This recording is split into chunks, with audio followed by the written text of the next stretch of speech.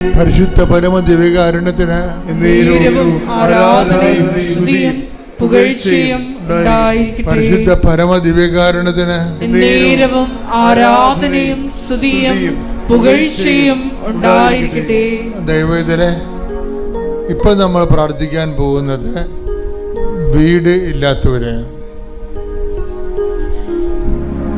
ജോലി ഇല്ലാത്തവര്, ഒരു സ്ഥാപനത്തിൽ ജോലി നഷ്ടപ്പെട്ടിട്ട് ജോലിയില്ലാതെ നിന്ന് വേറെ സ്ഥാനാന്തരത്തിന് വേണ്ടി ജോലിക്ക് ശ്രമിക്കുന്നവര്, വിസ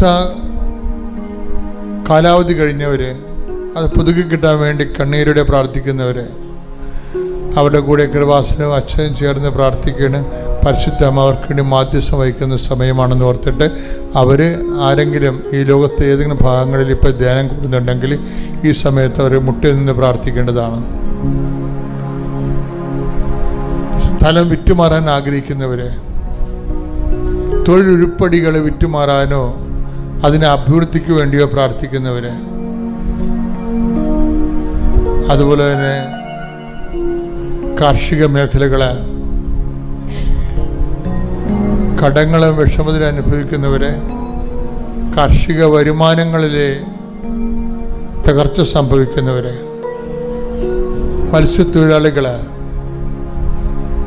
ആ തൊഴിൽ കൊണ്ട് ഉപജീവനം കഴിക്കുന്നവരെ, ആ മേഖല അനുഭവിക്കുന്ന ദുരിതങ്ങൾ ഇപ്പോൾ സമർപ്പിക്കേണ്ടതാണ്. ഒരു പ്രൊമോഷന് വേണ്ടി വർഷങ്ങളായിട്ട് ശ്രമിക്കുന്നു, ട്രാൻസ്ഫറിന് വേണ്ടി വർഷങ്ങളായിട്ട് ശ്രമിക്കുന്നു. ട്രാൻസ്ഫർ കിട്ടാത്ത കാരണം ശമ്പളം കിട്ടുന്നത് കൊണ്ട് ഒന്നും തികയാതിരിക്കുകയും കുടുംബജീവിതം പോലും ഇല്ലാതിരിക്കുകയും ചെയ്ത് വിഷമിക്കുന്നവരുണ്ട്. കുഞ്ഞുങ്ങളുടെ കൂടെ വിദേശത്ത് താമസിക്കുന്നു, പക്ഷേ കുഞ്ഞുങ്ങളുടെ കൂടെ താമസിക്കാൻ പറ്റണില്ല. വർഷങ്ങളായിട്ട് കുടുംബം നഷ്ടപ്പെട്ട് ജീവിക്കുന്ന ഒത്തിരി പേരുടെ കണ്ണുനീര് ഇപ്പോൾ പ്രാർത്ഥനയാക്കി കൃപാസനത്തിലെ മാതാവിൻ്റെ ദിവസനെ വെക്കുകയാണ്. തീർച്ചയായിട്ടും 43 ദിവസം അച്ഛൻ ഡേറ്റ് ഇട്ടിട്ടുണ്ട്. ആ ദിവസത്തിനുള്ളിൽ കർത്താവ് നിൻ്റെ മേൽ കാരുണ്യം ഉണ്ടാകുകയും കർത്താവ് നിൻ്റെ ഫയൽ ഏറ്റെടുക്കുകയും കർത്താവ് നിന്നെ സന്ധിക്കുകയും ചെയ്യും. ശ്രുതികട്ടെ ശ്രുതികട്ടെ ഹല്ലേലൂയ.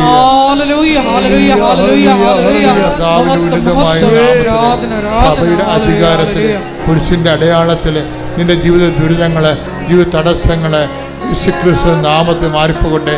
ശ്രുതികട്ടെ ഹല്ലേലൂയ. മഹത്വം മഹത്വം ആരാധന. ഹല്ലേലൂയ ഹല്ലേലൂയ ഹല്ലേലൂയ. വരേണമേ എന്നിൽ നിറയണമേ,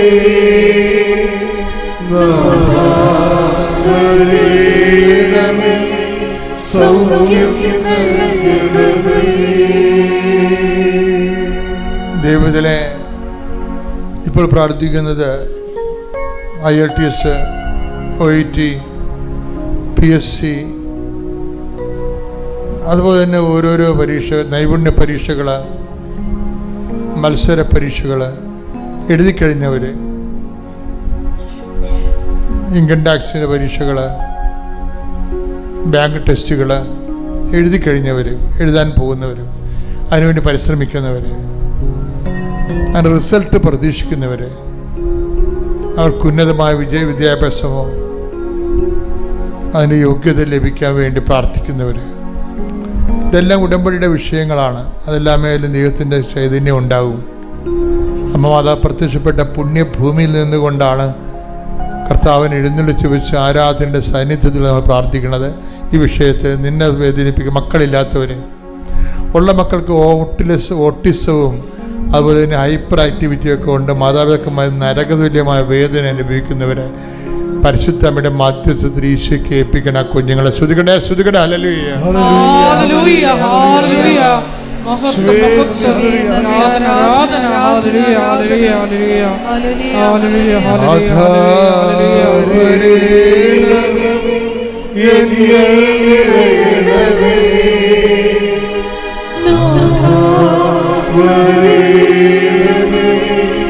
സൗഖ്യം നൽകണമേ.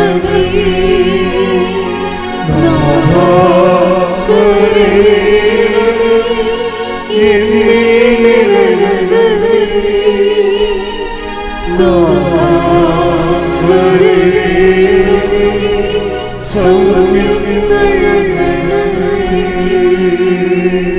കടകമ്പോളങ്ങൾ നടത്തുന്നവര്, ഒറ്റയും പാട്ടത്തിനും താമസിക്കുന്നവര്, വാടകക്കാലം കഴിഞ്ഞിട്ട് ഇറങ്ങിപ്പോകാൻ പറയുന്നവര്, അതിൻ്റെ വേദന അനുഭവിക്കുന്നവര്, അതേസമയം തന്നെ ഇറങ്ങി തരാതെ ഇരിക്കുന്നത് കാരണം അവരെ മറ്റൊരു വിഷമിക്കുന്നവർ, ഇതിനെല്ലാം സൊല്യൂഷൻ വേണം. രണ്ട് കക്ഷികളുമുണ്ട്, അവർക്ക് രണ്ടുപേർക്കും ജീവിക്കണം. അതെല്ലാം ദൈവതിരുസന്നിധിയിൽ സമർപ്പിക്കുന്ന വിഷയങ്ങളാണ്.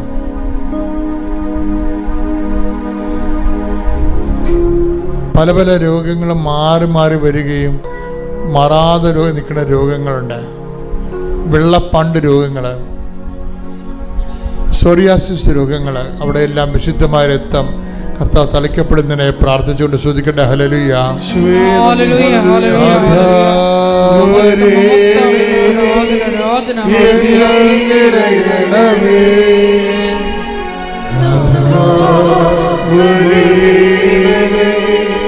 സൗഖ്യം നൽകണമേ.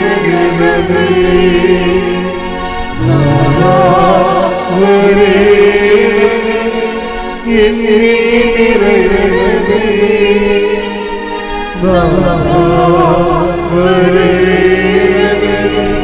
സൗഖ്യം നൽകണമേ. പരിശുദ്ധ പരമ ദിവ്യകാരുണ്യത്തിന് ആരാധനയും സ്തുതിയും പുകഴ്ചയും ഉണ്ടായിരിക്കട്ടെ. 2 തിമോത്തിയോസ് 2:13. 2 തിമോത്തി 2:13 എപ്പോഴും മറന്നു പോകാതിരിക്കേണ്ട വചനമാണ്. ക്യാപിറ്റൽ വേർഡാണ്. എന്താണ് 2 തിമോത്തി പറഞ്ഞേ? 2 തിമോത്തിയോസ് 2:13. എന്താണ് വിഷയം? നാം അവിശ്വസ്തരായിരുന്നാലും അവൻ വിശ്വസ്തനായിരിക്കും. ഇതൊരു പ്രശ്നമാണ്. ദൈവം അതാതിൻ്റെ കാലത്ത് നിങ്ങളുടെ നിയോഗങ്ങളെ ഏറ്റെടുത്തുകൊണ്ടിരിക്കും. പക്ഷെ നമ്മളെ സംബന്ധിച്ചിടത്തോളം അയ്യോ ഇനി പത്രം കൊടുക്കണമല്ല, ഇനി എന്താ, ചിലർക്ക് വിശുദ്ധി ജീവിക്കണ പോലും ഭയങ്കരമായിട്ടുള്ള ചലഞ്ചാണ്. അപ്പം അതുകൊണ്ട് അവർ ഉടമ്പടി അവസാനിക്കുമ്പോൾ ഈ ലോകത്താന്മാരാണെങ്കിലേ ലോകമാണ് ദൈവം എന്ന് പറഞ്ഞ് നടക്കുന്ന ആൾക്കാരില്ലേ, ഉദരമാണ് ദൈവം. Take the word of God. ശ്രദ്ധിക്കട്ടെ. ഹല്ലേലൂയ, ഹല്ലേലൂയ, ഹല്ലേലൂയ, ഹല്ലേലൂയ, ഹല്ലേലൂയ. യേശുവേ നന്ദി. ഹല്ലേലൂയ, ഹല്ലേലൂയ, ഹല്ലേലൂയ. യേശുവേ ആരാധന, ആരാധന, ആരാധന. യേശുവേ നന്ദി, മഹത്വം. ഫിലിപ്പി 3:19. ഫിലിപ്പിയർ 3:19. നാശമാണ് അവരുടെ അവസാനം, ഉദരമാണ് അവരുടെ ദൈവം. ലജ്ജാകരമായതിൽ അവർ അഭിമാനം കൊള്ളുന്നു. അപ്പൊ അതായത് ചിലർക്ക് ഉദരമാണ് ദൈവം. അതുകൊണ്ട് എന്താ പറയും, എങ്ങനെ അപ്പോൾ ഉടമ്പടി ഇല്ലെങ്കിൽ പിന്നെ ഉപവസിക്കേണ്ട കാര്യമില്ല ബുധനാഴ്ച. അപ്പോൾ ഉപവാസത്തിന് രക്ഷപ്പെടാൻ വേണ്ടി ഉടമ്പടി അവസാനിപ്പിക്കുന്നവരുണ്ട്. അവർക്കൊരു ആശ്വാസമാണ് ഉടമ്പടി തീരുമ്പോൾ. അതിൻ്റെ കാര്യം അവർ ലോകത്താന്മാരായതുകൊണ്ടാണ്. ലോകത്താന്മാരാന്ന് പറയുമ്പോൾ നമ്മൾ ഇതിൻ്റെ ലോകത്താൻ റേഞ്ച് എന്ന് പറഞ്ഞാൽ ആദ്യത്തെ ഒരു കാലമാണ്. അത് കഴിഞ്ഞാൽ പിന്നെ ആത്മീയത ഉള്ളവർക്ക് മാത്രമേ ഉടമ്പടി മുന്നോട്ട് പോകാൻ പറ്റത്തുള്ളൂ.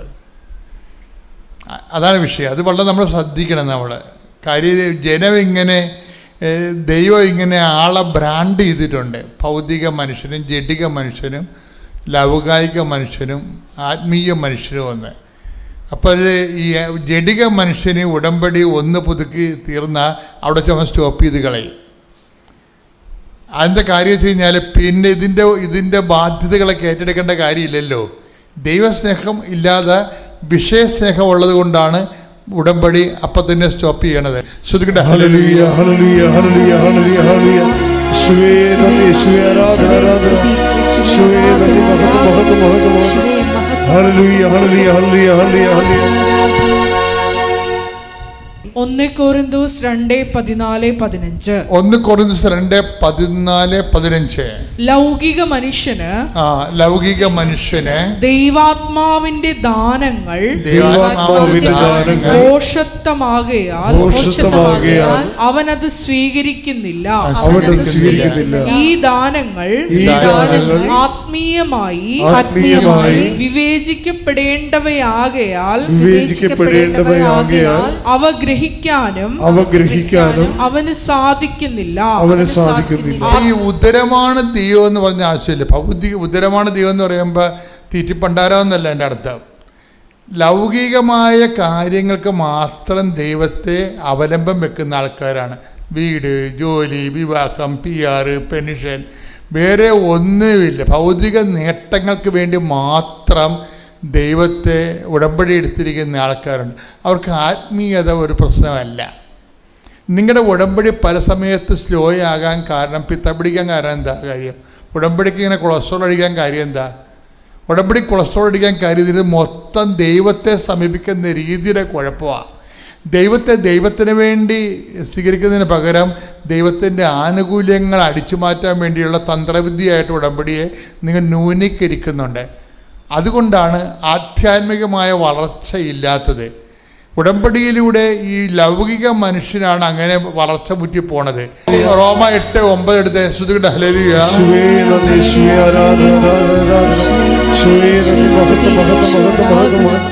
റോമ 8:9 ദൈവത്തിന്റെ ആത്മാവ് യഥാർത്ഥമായി നിങ്ങളിൽ വസിക്കുന്നെങ്കിൽ നിങ്ങൾ ജഡികരല്ല, ആത്മീയരാണ്. അപ്പൊ ദൈവം രണ്ടായിട്ടാണ് ആൾക്കാരെ തിരിക്കേണ്ടത്. എന്താണ് ജഡികരും ആത്മീയരും? ജഡികരുടെ പ്രശ്നം എന്ന് വെച്ച് കഴിഞ്ഞാൽ ജഡികമായ കാര്യം നമ്മൾ ജഡികം എന്ന് പറഞ്ഞാൽ എന്താണ്? ഭൗതികമായ നേട്ടത്തിന് വേണ്ടി മാത്രം വീട്, ജോലി, വിവാഹം, വെള്ളം, അതുപോലെ പ്രൊമോഷൻ, ഇങ്ങനെയുള്ള ജഡിക കാര്യങ്ങൾക്ക് മാത്രമേ വാവിളിക്കത്തുള്ളൂ ദൈവത്തിൻ്റെ സന്നിധിയിൽ. ആഹാരത്തിന് വാവിളിക്കണ പോലെ തന്നെയാണ് അവൻ ദൈവത്തിന് പ്രാർത്ഥിക്കാൻ വാവിളിക്കണത്. എന്തിനു വേണ്ടിയായിരിക്കും? ജഡിക കാര്യത്തിന് വേണ്ടിയായിരിക്കും. അത് കുറേ നാളായി കഴിഞ്ഞാൽ നിങ്ങൾ ബ്രാൻഡഡായി പോവും, ജഡികനായി പോവും. എന്നുവെച്ചാൽ ഇന്ന് വരെ ഇപ്പോൾ ഈ ജെയ്മി പറഞ്ഞെന്താണെന്നറിയാവോ? ഞാൻ പ്രേക്ഷിത പ്രവർത്തനത്തിൽ ഇറങ്ങണേ എന്തിനാണെന്നറിയാവോ? ഞാൻ എൻ്റെ മകനെയും കൊണ്ടാണ് ഇറങ്ങണത്. അമ്മയും മകനും കൂടി എല്ലായിടത്തും പ്രേക്ഷിത പ്രവർത്തനത്തിന് പോണത്. ഇവർക്ക് അത്യാവശ്യം ശമ്പളമുള്ള നല്ല ജോലിയുള്ള പാർട്ടിയാണ്. പക്ഷെ അവരെ സംബന്ധിച്ചിടത്തോളം അവർ ഈ മകൻ സുഖപ്പെട്ട് കഴിഞ്ഞപ്പോഴാണ് എന്ത് ചെയ്ത് അവരുടെ മനസ്സിൽ കർത്താവ് ഒരു ആഗ്രഹം കൊടുത്തു. എന്താ ആഗ്രഹം കൊടുത്തു വെച്ചാൽ ഇവർക്ക് ഇപ്പോൾ 12 മണിക്കൂർ ജോലിയാണ്. 12 മണിക്കൂർ ജോലിയാണ്. ബാംഗ്ലൂരാണ് അവർ സെറ്റിൽ ചെയ്തിരിക്കുന്നത്. അപ്പോൾ ഈ 12 മണിക്കൂർ ജോലി കൊണ്ട് ഇവർ വശം കേട്ടിരിക്കുകയാണ്. കാര്യം അവരുടെ ആ സീറ്റിൽ ആ വർക്ക് ചെയ്യണ വേറെ ആരും ഇല്ലാത്ത കാരണം, കമ്പനി ഇവരെ അടിസ്ഥാനപ്പെടുത്തിയിരിക്കണ കാരണം ഇവർക്ക് വർക്ക് കൂടുതലാണ്. വർക്ക് ലോഡാണെങ്കിലും അത് കണ്ട് ഇവരുടെ സങ്കടം എന്ന് വെച്ച് കഴിഞ്ഞാൽ ഇവർക്ക് പ്രേക്ഷിത പ്രവർത്തനത്തിന് സമയമില്ല. അതാണ് സംഭവം. വർക്ക് ലോഡാകണമെന്ന് പറയുമ്പോൾ നമ്മളവർക്കും ഇത്തിരി ലീവ് കിട്ടിയെങ്കിൽ ഉറങ്ങാമായിരുന്നില്ല എന്നൊക്കെ പറയത്തില്ലേ? അങ്ങനെയല്ല ഇവർ പറയണത്. ഇവർ പറയണത് പ്രേക്ഷിത പ്രവർത്തനത്തിന് സമയം കിട്ടണില്ല എന്ന് പറയും. കർത്താവ്, എനിക്ക് പ്രേക്ഷിത പ്രവർത്തനത്തിന് സമയം കിട്ടില്ല. കാര്യം ഇവർ ഇവിടെ വരുമ്പോൾ ഈ ഓട്ടിസം ബാധിച്ച മകനുമായിട്ട് ഇവിടെ വരുമ്പോൾ ഇവർക്ക് ഈ ഉടമ്പടിയെക്കുറിച്ച് അറിയത്തില്ല. പക്ഷെ ഉടമ്പടിയെക്കുറിച്ച് കേട്ടപ്പോൾ അവർ പറഞ്ഞ അവരുടെ ഫസ്റ്റ് റെസ്പോൺസ് ഇത് ഭയങ്കര ലോജിക്കായിരിക്കണമല്ലോ എന്നാണ് പറഞ്ഞത്. എന്താ കാര്യം? പ്രാർത്ഥനയല്ലല്ല വിഷയം. ഇവിടെ എന്താണ്? പ്രവർത്തനങ്ങളാണ് വിഷയം. പ്രാർത്ഥനയല്ല ഇവിടെ മോഡായിട്ട് ഉപയോഗിക്കുന്നത്. എന്താണ്? പ്രവർത്തനങ്ങളാണ്. അപ്പോൾ പ്രവർത്തനങ്ങൾക്ക് ഇവർക്ക് ഇൻട്രസ്റ്റ് ഉള്ള ആളാണ്. കാര്യം അത് നമുക്ക് കോൺക്രീറ്റായിട്ട് ദൈവത്തിരുസ്ഥിതി നമ്മളെ എപ്പോഴും പെട്ടെന്ന് നമ്മളെ ഐഡൻറ്റിഫൈ ചെയ്യാൻ പറ്റും. ദൈവത്തിന് നമ്മളെ ക്യാച്ച് ചെയ്യാൻ പറ്റും. എന്താണ്? നമ്മൾ നമ്മുടെ ജീവിതം തന്നെ പ്രവർത്തനങ്ങൾ കൊണ്ട് നമ്മളെ വിശ്വാസത്തെ നീതീകരിക്കുന്ന കാരണം ഭയങ്കര സ്പീഡാണ്. അപ്പോൾ ഇവർ സ്പീഡാണെന്ന് പറയുമ്പോൾ നിങ്ങൾ സ്പീഡായാൽ മാത്രമേ സ്പീഡാകത്തുള്ളൂ. ചില ആൾക്കാർ ഇപ്പം ഇവർ പറയണത്, ഇവരുടെ രീതി ഇവർ പറയണത്, ഞാൻ ആ പത്രം കിട്ടുമ്പോൾ തന്നെ പത്രം അരച്ച് കലക്കി ആദ്യം ഒന്ന് പഠിക്കും. കണ്ട നോക്കി, അങ്ങനെയാണ് ആൾക്കാർ ജീവിക്കണത്. പത്രം കിട്ടുമ്പോൾ തന്നെ പത്രം ഞാൻ കുത്തിയിരുന്ന് വായിക്കും. ഇത് ന്യൂ അപ്ഡേഷൻസ് എല്ലാം നോക്കുമെന്ന്. സാക്ഷ്യത്തിൻ്റെ പുതിയ തലങ്ങളില്ലേ, അതെല്ലാം നോക്കും. എന്തിനാണ് അവരെ നോക്കണത്? ഈ മകനെയും കൊണ്ടുപോയിട്ട് ടൗണിൽ പോകും, അല്ലെങ്കിൽ ഏതെങ്കിലും ബാംഗ്ലൂർ സിറ്റിയിൽ ഇതുപോലെയുള്ള ഗ്രൂപ്പുകളിലേക്ക് പോകും, അല്ലെങ്കിൽ കവലയിൽ പോയിട്ട് ഇവർ ജനങ്ങളോട് സംസാരിക്കും പത്രം വെച്ച്. അത് അവർ കൊണ്ടുപോകുന്ന പത്രം എന്താണ്? ഇംഗ്ലീഷ് പത്രം, കന്നഡ പത്രം. കന്നഡ അവർക്ക് അധികം പിടിയില്ല. പക്ഷേ എനിക്ക് കന്നഡക്കാരെ കിട്ടുമ്പോൾ ഞാൻ അറിയാവുന്ന കന്നഡ ഭാഷയിലും പിന്നെ ഹിന്ദിയിലും ഇംഗ്ലീഷും ഒക്കെ അവരോട് സംസാരിക്കും. അവരുടെ റിസപ്റ്റിവിറ്റി കാണുമ്പോഴേക്കും മനസ്സിലാകും എനിക്ക് ഭാഷ അത്ര നിശ്ചയമില്ലെങ്കിൽ ഞാൻ പറയണ കാര്യം അമ്മ അവർക്ക് തർജ്ജമ ചെയ്ത് കൊടുക്കുന്നുണ്ട്. അതാണ് അവർ സന്തോഷത്തോടെ കന്നഡക്കാർ ചോദിക്കുകയെ, നിങ്ങൾ ഇത്രയും ശ്രദ്ധിച്ചാണോ സൂക്ഷിച്ചാണോ കേരളത്തിലൊക്കെ ജീവിക്കണതെന്ന്. കാര്യം അങ്ങനെയാണ് അവരുടെ റെസ്പോൺസ്. അതാണ് കന്നഡക്കാർ ഇവരുടെ പ്രേക്ഷിത പ്രവർത്തനം കാണുമ്പോഴേ. അപ്പോഴേ ഇവർ ചോദിക്കും ഈ മകനെയും കൊണ്ട് പോണ കാര്യം എന്താ ചോദിച്ചാൽ, മകനെ കാണിച്ചിട്ട് ഇവർ സാക്ഷ്യം പറയുകയാണ്. ഈ മകനെ കാണിച്ചിട്ടാണ് ഇവർ സാക്ഷ്യം പറയണത്. അത് പ്രൂഫാണ്. പ്രൂഫായിട്ട് അവർ കൊണ്ടു നടക്കുന്ന അതായത് അവർക്ക് ദൈവം തന്ന അനുഗ്രഹത്തെ ജനങ്ങളുടെ മുമ്പിൽ കാണിച്ച്. ഇപ്പം ഇങ്ങനെയൊക്കെ ചെയ്യുമ്പോൾ എന്താ പ്രശ്നം എന്ന് വെച്ച് കഴിഞ്ഞാൽ, ദൈവത്തോട് നമ്മൾ ആദ്യം വായിട്ടലക്കേണ്ടി വരത്തില്ല. എന്താ കാര്യം? ദൈവം ഇവരെ കാണുന്നുണ്ടല്ലോ, ഇവർ ചെയ്യണ കാര്യങ്ങൾ. അതാണ് വിഷയം. കാര്യം ദൈവം ഇത് കാണുന്നുണ്ടല്ലോ ഇവർ ചെയ്യണ കാര്യങ്ങളെല്ലാം. ഇത്രയും തിഷ്ഠതയാണ് ഇവർ ഈ കാര്യത്തിൽ എടുത്തിരിക്കുന്നത്. അങ്ങനെയൊക്കെ വരുമ്പോൾ ഗുണമെന്ന് പറയുന്നത് നമുക്ക് പ്രാർത്ഥനയുടെ എണ്ണം കുറക്കാൻ പറ്റും. സെൻറ്റ് ജോസഫ് ചർച്ച് കുറ്റിപ്പുറം ദേവാലയത്തിൽ ഇടവകയിൽ നിന്നാണ് ഞാൻ വരുന്നത്. 2022 നവംബർ 11 കൃപാസനത്തിൽ വന്ന് ഉടമ്പടി എടുക്കുന്നത്. കൃപാസനത്തെക്കുറിച്ച് വളരെയധികം കേട്ടിട്ടുണ്ട് എങ്കിലും അത്രമാത്രം തീഷ്ണത എനിക്കില്ലായിരുന്നു. പ്രാർത്ഥന മതിയല്ലോ എന്ന ഒരു ചിന്താഗതി മാത്രമായിരുന്നു എനിക്കുണ്ടായിരുന്നത്. പക്ഷേ എൻ്റെ അനുഭവം എന്നെ ഇവിടെ എത്തിച്ചു. ഒന്നാമതായിട്ട് ഇത് എൻ്റെ മകളുടെ ഭർത്താവ്, അവളുടെ കുട്ടി, മോനിപ്പം 4 വയസ്സായി. അവന് ഉണ്ടായപ്പോൾ മുതലേ തന്നെ അസുഖങ്ങളായിരുന്നു. പക്ഷെ 9 മാസം ആയപ്പോൾ അവന് പനിച്ചു. അതിനുശേഷം അവന് ഫിക്സ് ഉണ്ടായി. പിന്നെ തുടർച്ചയായിട്ട് അവന് പനി വരികയും ഇടയ്ക്കിടയ്ക്ക് ഫിക്സ് വരികയും ചെയ്യുമായിരുന്നു. ഞങ്ങൾ ഹോസ്പിറ്റലിലൊക്കെ ഞങ്ങൾ പോയി. പിന്നെ എന്തൊക്കെ കാര്യങ്ങൾ ചെയ്യാൻ പറ്റുമോ അതൊക്കെ ചെയ്തു. പക്ഷേ അവന് മാസത്തിൽ 2 പ്രാവശ്യം പനി. ആ 2 പ്രാവശ്യം എന്ന് വെച്ചാൽ 1 മാസം മുഴുവനുമാണ് അതിൻ്റെ കേട്. പനി, ഛർദി, പിന്നെ ചുമ. അത് ഈ 1.5 വയസ്സായപ്പോൾ അവനൊരു ചുമ തുടങ്ങിയിട്ട് നീണ്ട 6 മാസക്കാലത്തോളം ചുമയായിരുന്നു. രാത്രി 12 മണിയൊക്കെ ആകുമ്പോൾ ഞങ്ങൾ വണ്ടിയെടുത്ത് ഹോസ്പിറ്റലിൽ കൊണ്ടുപോവുകയാണ്. ഇത് കണ്ടു നിൽക്കാൻ വയ്യാഞ്ഞിട്ട് ചുമച്ച് കുട്ടി ഇങ്ങനെ കഴുത്ത് കുത്തി പോകും. ഡോക്ടേഴ്സിനും പിടുത്തം കിട്ടുന്നില്ല ഇത് എന്താന്ന് ഓർത്തിട്ട്. അവസാനം ഇവിടെ കൃപാസനത്തിൽ വന്ന് ഉടമ്പടി എടുത്ത് തിരിച്ച് ചെന്ന് അന്നും അവന് രാത്രിയിൽ പനിയും ഛർദിയും വല്ലാണ്ടുണ്ടായി. അപ്പം വിശ്വാസപ്രമാണം ചൊല്ലി അവന് ഉപ്പ് നൽകുകയും തൈലം അവൻ്റെ ജോയിൻ്റ് ഭാഗങ്ങളിലൊക്കെ തൂക്കുകയും ചെയ്തു. അതിനുശേഷം ഇന്ന് വരെയും അവൻ ചുമച്ചിട്ടില്ല. പനിയുടെ തീവ്രത കുറച്ച് നാളത്തേക്ക് വന്നു. പിന്നീട് അത് കുറഞ്ഞ് ഇപ്പോൾ 3 മാസമായി അവന് ഒരു പനിയോ ജലദോഷമോ ഒന്നുമില്ല. പിന്നെ അവന് ഭക്ഷണത്തിന് സാധാരണ ഈ പ്രായമാകുമ്പോൾ കുട്ടികൾക്ക് രാവിലെയൊക്കെ ഭക്ഷണം കൊടുക്കാം. പക്ഷെ ഇവന് രാവിലെ കുഞ്ഞിലേ കൊടുക്കുന്ന കുറുക്കാണ് ഇപ്പോഴും കൊടുക്കുന്നത്. ആ ഭക്ഷണത്തിൽ വളരെയധികം കുറേ അലർജി ഉണ്ടായിരുന്നു. അത് ക്രമേണ ഇപ്പോൾ അത് മാറിക്കൊണ്ടിരിക്കുകയാണ്. എങ്കിലും അവൻ പൂർണ്ണ ആരോഗ്യവാനായിട്ടാണ് അവൻ ഇരിക്കുന്നത്. ഇത്രയും വലിയ ഒരു ദൈവകൃപ ഞങ്ങൾക്ക് തന്ന മാതാവിന് 1000 നന്ദി പറഞ്ഞുകൊള്ളുന്നു. കാരണം ഇവൻ്റെ അമ്മ ഇവിടെ ഇല്ല. ഇവൻ്റെ അമ്മ കഴിഞ്ഞ ഡിസംബർ 28 കാനഡയിലേക്ക് പിന്നെ സ്റ്റുഡൻറ് വിസയ്ക്ക് പോയത്. പോകുന്നില്ല എന്ന് പറഞ്ഞ്, കുട്ടിയുടെ അസുഖം കാരണം പോകുന്നില്ല എന്ന് പറഞ്ഞ് മടിച്ചു നിൽക്കുകയായിരുന്നു. പക്ഷേ അപ്പോൾ എന്നെയും കൃപാസന മാതാവിനെയും അവൾ ഭാരമേൽപ്പിച്ചിട്ട് അവൾ പോയി. അതിനുശേഷം അവന് ഇതുവരെയും ഒരസുഖം വന്നിട്ടില്ല. രണ്ടാമത്തെ നിയോഗം എൻ്റെ ഉടമ്പടിയുടെ നിയോഗം എന്താണെന്ന് വെച്ചാൽ, മോൻ്റെ അമ്മ എൻ്റെ മകൾക്ക് പ്രഗ്നൻ്റായ ആ സമയം മുതൽ ദേഹം മുഴുവനും അരിമ്പാറ, നെറ്റിയിലും മുഖത്തും കൈയും കാലും എന്ന് വേണ്ട എല്ലായിടത്തും ചെറിയ ചെറിയ അരിമ്പാറകളും വലിയ അരിമ്പാറയും വരുമായിരുന്നു. ആകെ വൃത്തികേടായിട്ട് വളരെയധികം മാനസിക ബുദ്ധിമുട്ടുണ്ടായി. പിന്നെ ഡോക്ടേഴ്സിൻ്റെ അടുത്ത് കൊണ്ടുപോയി കുറേയൊക്കെ കരിച്ചു കളഞ്ഞു. ചില ഭാഗങ്ങളിൽ ലേസർ ചെയ്തു. ഒരു ഭാഗത്ത് ചെയ്യുമ്പോൾ വീണ്ടും മറ്റൊരു ഭാഗത്ത് വരിക. അങ്ങനെ പുറത്തിറങ്ങാൻ പറ്റാത്ത വിധത്തിലുള്ള മാനസിക ബുദ്ധിമുട്ടായിരുന്നു അവൾക്ക്. പക്ഷേ ഞാൻ നിയോഗം വെച്ച് ഇത് പ്രാർത്ഥിച്ചു. ഇപ്പോൾ 3 മാസമായി അവളുടെ ശരീരത്തിൽ അങ്ങനെ ഒരു സാധനമേ ഇല്ല. അവളെന്നെ എല്ലാം വീഡിയോ കോൾ വിളിച്ചിട്ട് എല്ലാം കാണിച്ചു തന്നു. ഒന്നുമില്ലമ്മേ, എല്ലാം മാഞ്ഞുപോയി എന്ന് പറഞ്ഞു. അത് ദൈവമാതാവ് ഞങ്ങൾക്ക് തന്ന ഏറ്റവും വലിയ അനുഗ്രഹമാണ്. ഞങ്ങൾ 1000 നന്ദി പറയുന്നു.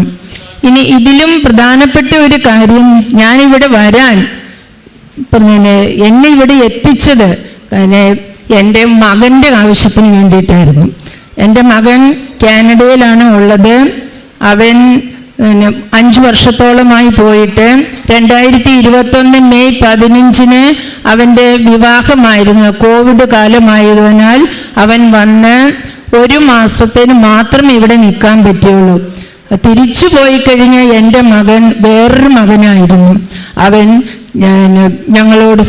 ഞങ്ങളെ കോണ്ടാക്ട് ചെയ്യില്ല, വിളിക്കില്ല. 7 മാസങ്ങൾക്ക് ശേഷം അവൻ്റെ വൈഫും പോയി. വൈഫും അവിടെ ചെന്നതിന് ശേഷം അവൻ്റെ ഫോൺ നമ്പർ മാറ്റി.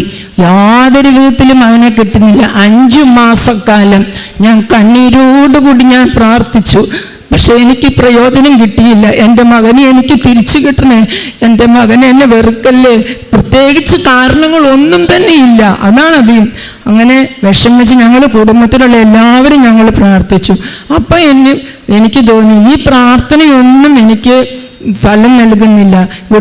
കൃപാസനത്തിൽ വന്ന മാതാവിൻ്റെ അടുത്ത് വന്ന് ഉടമ്പടി എടുത്താൽ മാത്രമേ എനിക്ക് അതിന് പ്രയോജനമുള്ളൂ നിർത്തും. അങ്ങനെ ഞങ്ങളിവിടെ വരികയും അന്ന് ഞങ്ങൾ ട്രെയിനിന് വന്നിട്ട് ഒരു വീട്ടിൽ താമസിച്ചിട്ടാണ്, മലപ്പുറത്ത് നിന്ന് വരണ്ടേ.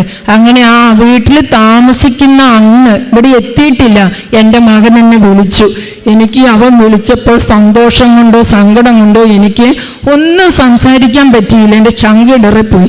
അങ്ങനെ ആ മോനെ സുഖമാടാ ഇങ്ങനെ മാത്രം വെച്ചിട്ട് ഞാനിങ്ങനെ കൃപാസനത്തിൽ വന്നതാ എന്ന് മാത്രം പറഞ്ഞിട്ട് എനിക്ക് വെക്കേണ്ടി വന്നു. കാരണം എനിക്ക് സംസാരിക്കാൻ പറ്റിയില്ല. അത്രമാത്രം വേദന ഞങ്ങളുടെ കുടുംബം അനുഭവിച്ചിരുന്നു. അതിനുശേഷം പിന്നീട് വളരെ കുറച്ച് മാത്രമെങ്കിലും അവൻ സംസാരിക്കുമായിരുന്നു. പിന്നെ അവനൊരു കുട്ടി ഉണ്ടായി. ആ കുട്ടി ഉണ്ടായതിൻ്റെ ശേഷം പിന്നെ ഇപ്പോൾ ഞങ്ങൾ വിളിക്കുകയും കോണ്ടാക്ട് ചെയ്യുകയും ചെയ്യുന്നു. പക്ഷെ അവൻ്റെ സിസ്റ്ററിനോട് അവൻ മിണ്ടില്ലായിരുന്നു. എന്താ കാരണമെന്ന് ഞങ്ങൾക്ക് വ്യക്തമല്ല. കാരണമുണ്ടായിരുന്നെങ്കിൽ നമുക്ക് പരിഹാരം കണ്ടെത്താമായിരുന്നു. പക്ഷെ അവൻ്റെ സിസ്റ്ററെ കാനഡയിൽ ചെന്നിട്ട് അവൻ വരികയോ അന്വേഷിക്കുകയോ ഫ്ലൈറ്റ് ഇറങ്ങുമ്പോൾ അവൻ ഒന്നും ചെയ്തില്ല. അവളുടെ സുഹൃത്തുക്കളാണ് അവനെ ഉത്തരവാദിത്തപ്പെട്ട സ്ഥലങ്ങളിൽ എത്തിക്കുകയും എല്ലാം ചെയ്തത്.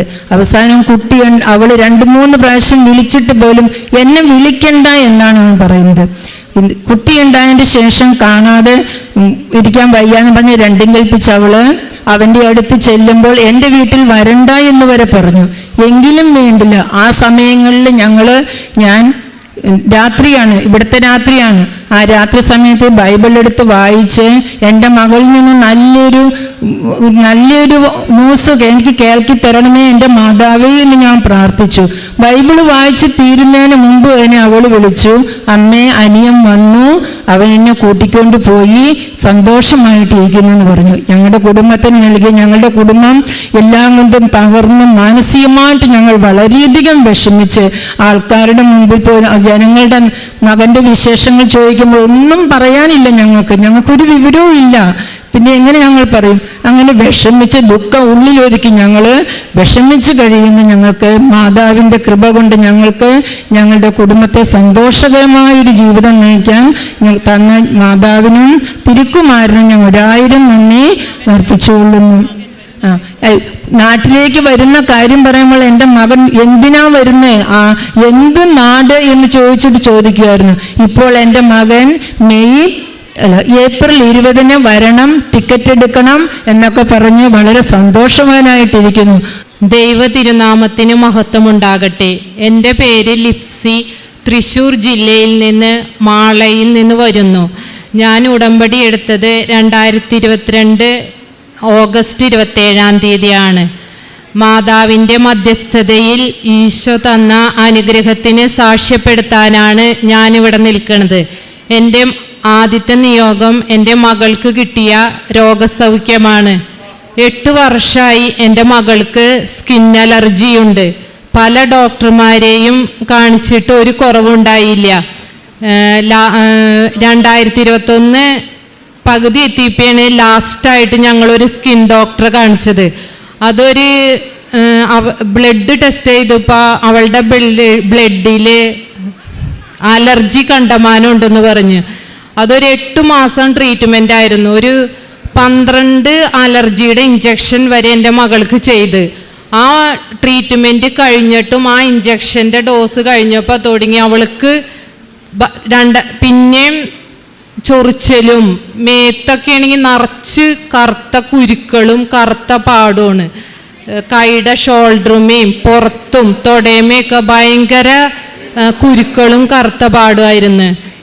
ഞാനിവിടെ വന്ന് ഉടമ്പടിയിൽ നിയോഗം വെച്ച് എൻ്റെ മോളുടെ സ്കിൻ അലർജി മാറാൻ വേണ്ടി നിയോഗം വെച്ച് പ്രാർത്ഥിച്ചതിൻ്റെ ഫലമായി അതിൽ നിന്ന് അവൾക്ക് രോഗസൗഖ്യം കിട്ടി. അവൾക്ക് ഞാൻ ഉടമ്പടി വസ്തുക്കൾ, നേർച്ച വസ്തുക്കൾ, നേർച്ച ഉപ്പ് ഉടമ്പടി വെള്ളത്തിലിട്ട് കൊടുക്കുകയും തൈലം അവളുടെ പുറത്ത് പറ്റി വിശ്വാസപ്രമാണം ചൊല്ലി പുറത്ത് പറ്റി പ്രാർത്ഥിച്ചതിൻ്റെ ഫലമായി അവളുടെ സ്കിൻ അലർജി പൂർണ്ണമായിട്ട് മാറുകയും ചൊറിച്ചലും ശരിക്കും മാറി മാതാവ് അനുഗ്രഹിച്ച്.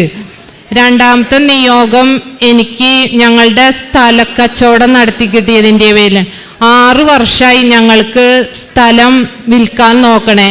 സ്ഥലത്തിന് വഴിയും ഉണ്ട്, റോഡ് സൈഡിലുള്ള സ്ഥലമാണ്. പക്ഷെ അത് ഒരിക്കലും വിറ്റു പോണില്ല. 6 വർഷമായിട്ട് നോക്കിയിട്ട് ഉടമ്പടിയിൽ വെച്ചത് കൊണ്ട് മാത്രമാണ് ഞങ്ങളുടെ ആ സ്ഥലം വിറ്റുപോയത്. ഞാൻ അവിടെ ചെന്ന് വിശ്വാസപ്രമാണം ചൊല്ലി നേർച്ചൊപ്പിട്ട് പ്രാർത്ഥിച്ച് കഴിഞ്ഞ മാസം ഫെബ്രുവരിയിൽ മാതാവിനോട് പറഞ്ഞു പ്രാർത്ഥിച്ചു, അമ്മേ മാതാവേ, ഫെബ്രുവരി മാസം ലാസ്റ്റ് ഞങ്ങളുടെ സ്ഥലം കച്ചവടമാക്കി തരണമെന്നും അമ്മയോട് ഞാൻ പ്രാർത്ഥിച്ചു. അതിൻ്റെ ഫലമായി ഫെബ്രുവരി ലാസ്റ്റ് കച്ചവടം നടക്കുകയും കരാർ എഴുതുകയും ചെയ്തു. അമ്മ മാതാവ് തന്ന് അനുഗ്രഹിച്ചു.